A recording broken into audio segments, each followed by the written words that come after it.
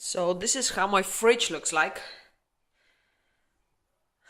But unfortunately, it doesn't work, so I really don't have much stuff here. And most of it's vegetables. Oh yeah, strawberry jam. Jam is like eternal, which is good.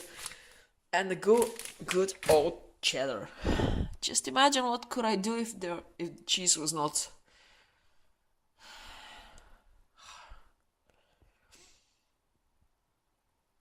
If the cheese needed the fridge.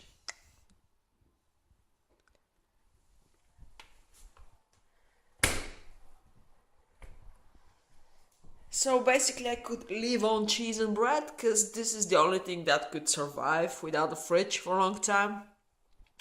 Yes, also fruits and veggies, but fruits are just a few days and veggies will be more.